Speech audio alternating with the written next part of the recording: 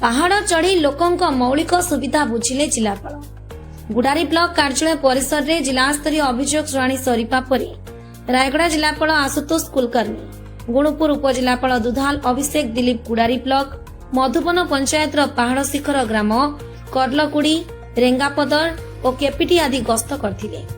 दीर्घ 5 ରୁ 7 किलोमीटर पादरे चली पहाड़ चढ़ी नाଳ पार होई समस्त ग्राम गस्त करी लोकंक मौलिक सुविधा पचारि बुझिथिले। आधार कार्ड और खाउटी कार्ड समस्या बहु परिमाण रे थिबा जोगु तुरंत एक कैंप करी लोकंक आधार और खाउटी कार्ड करबा सह सेमानंकु आधार और खाउटी कार्ड जोगाई देबाकू तहसीलदार और गोष्ठी उन्नयन अधिकारी को जिलापाल निर्देश देथिले। प्रधानमंत्री सड़क योजनार समीक्षा करी 3 ग्राम को रास्ता करिपा, पानीय जल जोगाण, विद्युतीकरण सुनिश्चित करने निमंते विभागीय अधिकारी को तागिद करथिले। प्रधानमंत्री आवास योजना रे 3 ग्रामर लोकंकु अंतर्भुक्त करबा सह कार्यादेश प्रदान करी घर शीघ्र शेष करने लोकंकु सचेतन करने निमंते गोष्ठी उन्नयन अधिकारी को निर्देश देथिले। अंगनवाड़ी केन्द्र विद्यालय कार्य तुरंत करने निमंते शिशु विकास योजना अधिकारी गोष्ठी शिक्षा अधिकारी को परामर्श देथिले। लोकंक पाखरे पहुंची लोकंक मौलिक सुविधा पाउछंती ना नाही से सब विषय जिलापाल पचारि बुझिथिले।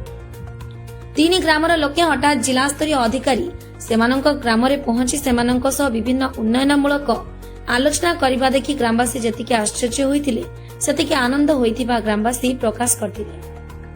जिला प्रशासन आगामी दिन में प्रति शेष ग्राम बा अपहंच ग्राम को गस्त करी लोकंक मौलिक सुविधा बुझिबा सह सेमानंकु समस्त प्रकार सहयोग कराजियो बोली जिलापाल श्री कुलकर्णी प्रकाश करथिले।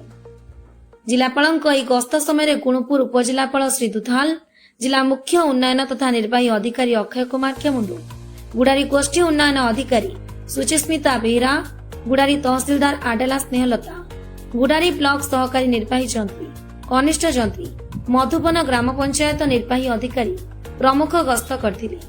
रायगड़ा जिल्लारू नरोत्तम पाढ़ी रिपोर्ट, कोरापुट समाचार ओडिशा।